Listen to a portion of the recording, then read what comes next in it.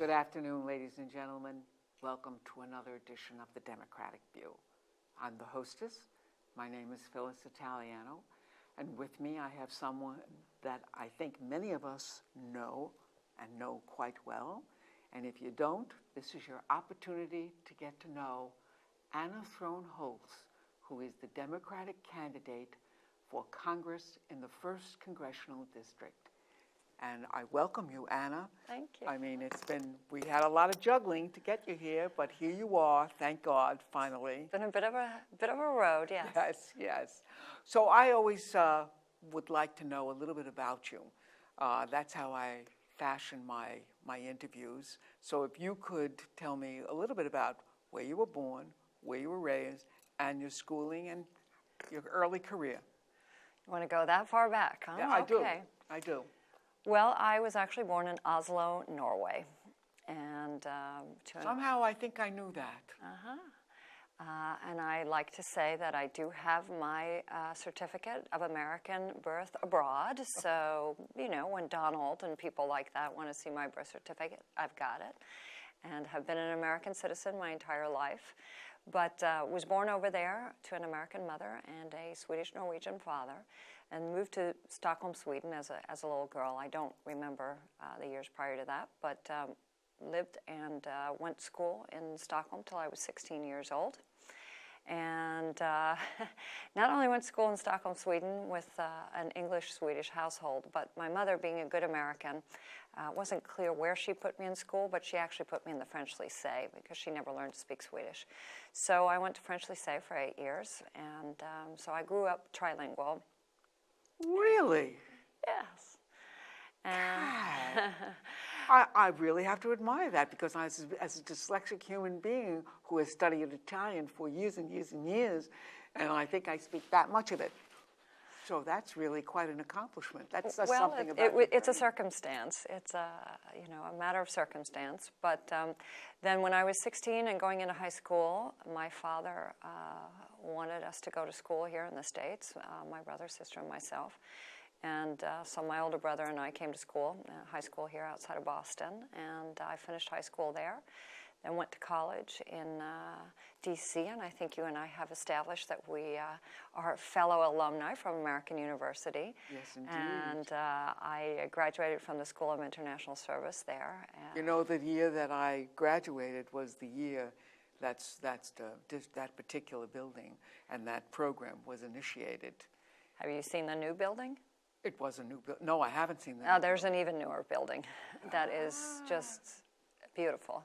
That's only a few years old. And yes, but I spent my college years there and did my undergraduate degree in international relations, and spent some part of that time too doing coursework on the European Union, and spent time in Europe with that, as well as some time in Jordan, in Amman, Jordan, we were invited by the Arab League to look at the Middle Eastern version of a national union. So you have a background with knowing a lot about the world, as opposed to some people. I mean, not many people in this country, as a teacher and educator, know a great deal about things like the Arab League and Europe and all of that kind of stuff. Well, I do think that is a little bit of a distinction between myself and certainly the individual that I am now challenging, who is our incumbent in Congress, Mr. Lee Zeldin, who I don't think has that level of depth of understanding and background in foreign affairs and international relations. And I do think that is pertinent, certainly in an election year like this one, where we are looking at some very, very complicated foreign policy decisions. And I did go on to get my master's at the School of International Affairs and Public Administrations at Columbia University, and same thing there. Did a Master's of International Affairs. Did a lot of work myself at Columbia. It's a wonderful, wonderful school. Teachers College. Columbia Teachers College, yes. So I got my master's at SIPA there, and did a concentration in human rights and conflict resolution. And a lot of that was a little bit of a personal wanting to expand on my foreign policy background, but this was also at the time when we had invaded Iraq, which I thought was one of the worst foreign policy decisions ever in the history of the United States of America. I don't think you're alone in that one. I think many of us know that anybody who walked into the Middle East really should have had their head examined. Well, and interestingly, I studied under, I took some courses and attended as many lectures as I could, which was always one of the, the absolute privileges of being in that kind of environment. And the head of the Middle East Department was one of the individuals who had actually been asked to weigh in by the Bush-Cheney team as a group of specialists on the Middle East as the consideration was on the table, whether to invade Iraq or not. And the whole discussion about WMDs and weapons of mass destruction and whatnot. I'm shaking my head because I also taught a course in humanities, roamed through the Middle Ages with a side trip to Islam, and have written about Islam as well. And the discourse today is so lacking in a fundamental understanding for what is at the basis of that, and has been really so perverted, I think, through the conversation today. Absolutely. And it's a huge disservice to the American people, I think, that this discussion is not even scratching the surface of, first of all, the history of the region, the basis of the Islam and Muslim religion, and how it has been just distorted for political purposes in this country today. And remember sitting through a lecture where that was part of what was talked about, was being called in to the White House to, in essence, advise the Bush-Cheney team on what were the possible implications of invading Iraq, and where, on no uncertain terms, the advice was, A, this is a war you can't win, and two, be careful what you wish for. And the whole idea of democracy building by Western standards in an area like the Middle East is something that you have to have some pretty extensive understanding before you even think to venture into something like that. Democracy building in a tribal area. Well, it's, this is a history that is very different than, and but as we all know, the rest is history, as we say. I mean, they were thanked for their thoughts and input, but as we know, then the decision was to go in the other direction and to in fact invade. And as I say, I think it's one of the worst foreign policy decisions that was ever made in the history of this country, and we are living the ripple effects of that on every level today.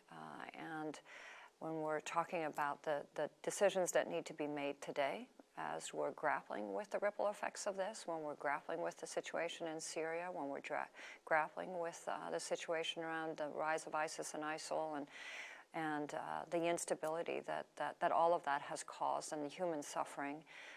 We are looking at a migration of humans on an unprecedented level worldwide today. And this is affecting the entire world. In fact, we're seeing very little of it in the United States of America compared to what, for instance, Western Europe is dealing with. And these are the kinds of decisions that our elected officials in Washington are there to vote on. And I think it's important that people are elected to these positions who have more than a rudimentary understanding for both the history and some of the implications of these decisions. So that is part of the reason I'm running for this seat. Yes, well, tell me something, though. One of the things I think people also want to know is, when did you get out here? In 1988. After living and going to school in Washington, D.C., moved to New York City and worked there for a few years. And I will add, too, that part of that time in Washington, I spent some time in Spain and studied Spanish, so I'm a Spanish speaker. And I think that is also significant. Gee, Wow. Wow. And I think that that too is significant in this day and age and in this election because that is the United States of America today. Yes, indeed. And I like to think que nos podemos hablar y nos entendemos mejor así. And I think that that is part of decision making and understanding what community looks like in the United States of America today. So you came out here in 1988. What were you doing? Well, I was raising two young children at the time and went on to have a third child. And then my family was joined by a foster child some years later. But moved out here, and part of that was not really wanting to raise children in the city, and you know, the cost of raising children in the city, and that was something that I knew was going to be a challenge. And then got involved in community as a young mother and the mother of young children, and living in a school district where pre-K was not part of what was available, and really looking around at the community and seeing where what everyone knows is a very, very large gulf between the haves and the have-nots in this community. And also, I felt a feeling that we were pretty split and segregated along both racial and cultural lines as well. And so I was fortunate enough to work with a great group of people who were like-minded in that, and we founded the Hayground School. Where my granddaughter goes. Where your granddaughter goes. Well, yeah. Great. And I think it is a wonderful and very special place. It certainly is. And as you then know better than many, I mean, the goal of the school was to make sure that there was early childhood education available to anyone and everyone who wanted and needed it. I'm of a very firm belief that early childhood education is the basis for equality and opportunity. And when we talk about you know, income opportunities and trying to bridge the divide socioeconomically in this country today, I think it begins with access to early childhood education. And we know that in the United States of America today, depending on what circumstances under which you were born and what neighborhood you live in and what school day, will entirely determine what your access to schooling and certainly early childhood education is. And essentially, your course is almost set from day one. And that's something that, again, when we're talking about bridging the divide in this country and creating more equal opportunity and access to education and job opportunity and training and the American dream, if you will, in the 21st century, I think that one of our biggest challenges and something that I'm passionately wanting to work on is a revamp of our public school system and making sure that every child in the United States of America has access to quality early childhood education. So the school was very much wow, that's great. Based on that, and as you then probably know better than most, it was also very much based on the idea of social justice and teachers being able to teach to their passion and with a focus on social justice. And so I like to think that my kids and the other kids that went to school there, you know, did the 3 R's, the reading, writing, and arithmetic on a social justice curriculum and in a community of learners that otherwise would maybe not have come together. And I do think that it has led a lot of these kids on a very different course than they otherwise would have gone. And so from there you went to? From there I went to run the Bridgehampton Child Care and Recreational Center, which is really the only social service and child care agency of its kind east of the canal. And I was asked to join the board there. It had fallen on some difficult times. And if you don't know the history of the Bridgehampton Child Care Center, it is one of the oldest not-for-profits on the books in the country. And it was started out. I've interviewed them. Well, then you know that it has a tragic beginning, but it was started when, several decades ago, when children of migrant farm workers who were tending the fields, making sure that that the rest of the community had food to eat and that the agricultural community was thriving, but with no access to child care and early childhood education. And these children were locked in a shed for lack of any other safe place to put them. But in the end, it wasn't safe, and one day that shed caught fire. And those children perished in that shed. And an enormous tragedy. But if there is any silver lining to something like that, it was that the community was made aware of something that it otherwise, I think, was largely unaware of, and sort of the underbelly of that part of our economy and the plight of these families. And so the Child Care Center was founded as a result of that, and is still there, thriving, and is today even, and has been throughout its history, the only access to after-school tutoring, homework help, pregnancy prevention, drug prevention, access to SAT, that kind of thing. all of those things. And so when did you become involved in politics? So I will tell you as a little aside to that, because this has a little bit to do with it. Well, I was the director there. Tim Bishop was the treasurer, and he was still the provost at Southampton College at the time. Right. But we actually got to know each other there. And I remember very well one evening after a board meeting when a small group of us were still there, and he said, I want to ask all of you, I'm thinking of running for Congress.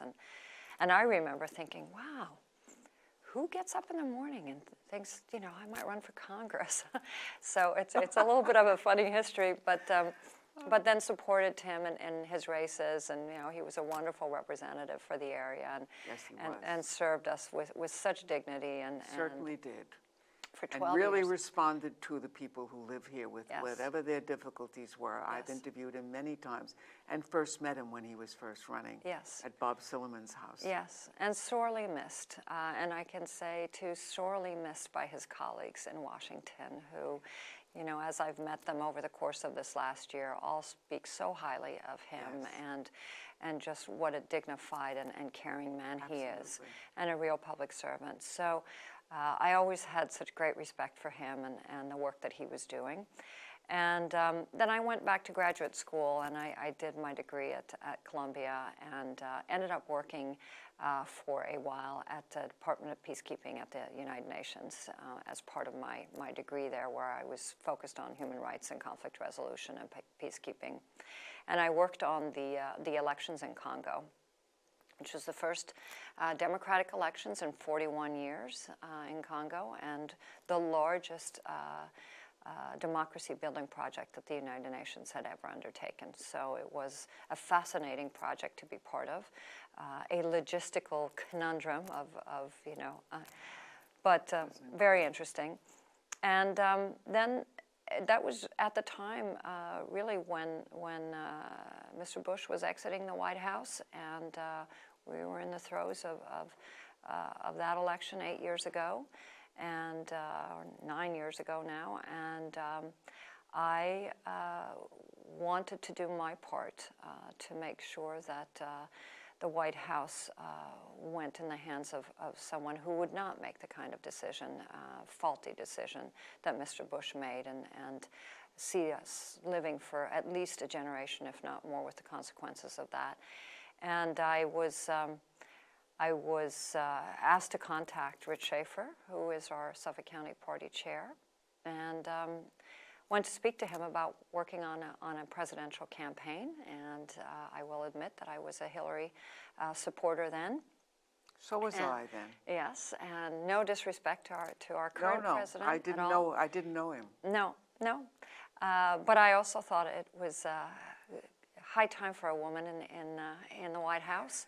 And I think, again, this is... Are you listening, God? But I was asked to not work on a campaign, but in fact to mount a campaign and to run for the town board in Southampton. And we talk about this as women, that women tend to have to be asked several times, that unlike men who oftentimes will, get up on their 18th birthday and say, I see a senator or a congressman. my history was no different. I was asked several times to do it, and then in the end I decided that it was an opportunity for me to at least lift the discourse during the course of the debates and talk about what I knew to be issues in the community, around housing and having worked at the child care center and several of these issues where I felt that town government was not fully aware of much of the plight of many of residents in town. And I was told I had a snowball's chance of winning that seat, that, without an R next to my name, you just don't win town board seats in Southampton. And I had a similar experience to fast forward to my recent primary, where when I ran for the town board the first time, I was up by a handful of votes on election night, and then went into a recount, an absentee ballot count, and won by a whopping 194 votes, I think. So, wow. And then I sunk my teeth into the issues around town government and the work that needed to be done there, and it's also a little bit of a wake-up call in terms of realizing that there were just the financial management experience was really lacking on the town board, and so I sunk my teeth into the town finances and uncovered multi-million-dollar deficits and all of that. So that is your record as a supervisor and. Well, then I ran for supervisor, right, and got elected 3 times as supervisor. So now, fast forward to today, mm-hmm. Tell me why I should be voting for you. I know I'm going to vote for you, but anyway, well, I'd like you to tell people some of the things that, besides being an ardent Trump supporter, Lee Zeldin stands for.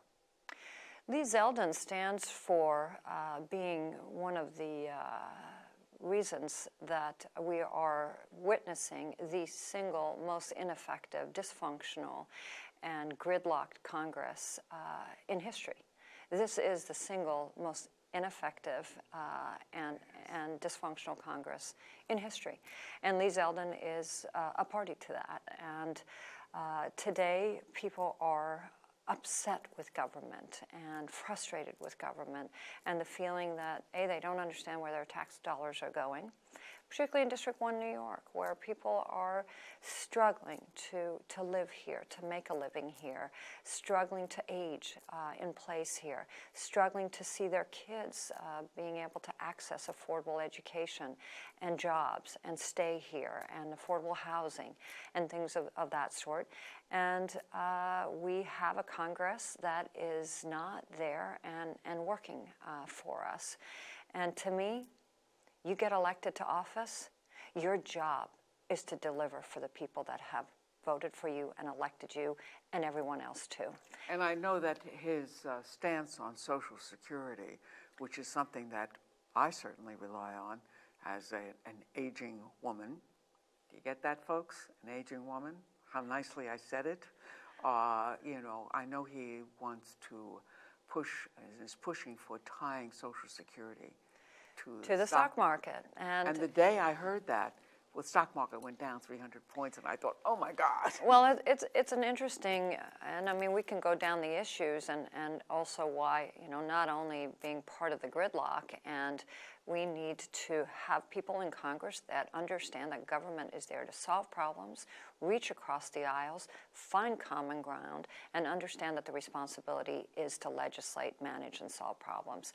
And when we have someone in Congress that, yes, wants to tie Social Security, for which we have a great number of people in this district alone that are dependent on Social Security, to the stock market. Our pension system in New York State is a prime example of how poorly that works. And it takes a little too long to talk about my own experience in managing budgets in Southampton when, the stock market tanked in 2007, 2008, and we had to make up the difference there. And taxpayers had to make up the difference. Yes. But wanting to privatize and create a voucher program around Medicaid, defunding Planned Parenthood, which for a lot of young people is the only access to affordable health care. Wanting to defund Homeland Security, why? Because of the DREAM Act part of that bill, instead of working together like the Gang of Eight did to make sure that we have really good, comprehensive immigration reform in this country. We are an economy that absolutely depends on it, certainly here in District 1, New York. An individual in Mr. Zeldin who is staunchly opposed to any gun safety laws. 80 to 90% of Americans polled have absolutely emphatically said they want to see common sense gun safety laws on the books. Mr. Zeldin has voted, I think, 26 or 27 times now against any gun safety laws, closing the loopholes, taking assault rifles off the market, the kind that were made for the military that will inflict carnage within minutes. I must tell you, folks, that my first week in American University in Washington, D.C., my friends took me and showed me the NRA building, which is one block, one big block. That's how powerful that group is. But let's be clear on something. We are not talking about taking away the right to have your hunting, you know, run. That's not what we're talking about. We're talking about making sure that background checks are in place so that people that are criminals, people that are would-be terrorists, that's one thing that even that Mr. Zeldin doesn't support, people that have a track record of domestic violence, of mental health issues, cannot buy guns and ammunition.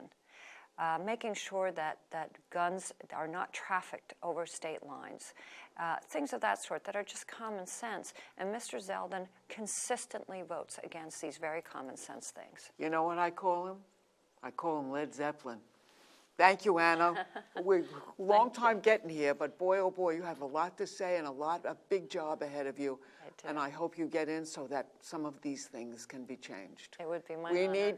We need people who are willing to work with the other side. Absolutely. Like Congress used to be. Absolutely. So my money's on you, honey. Thank you, Phyllis. It's Go an with honor. it.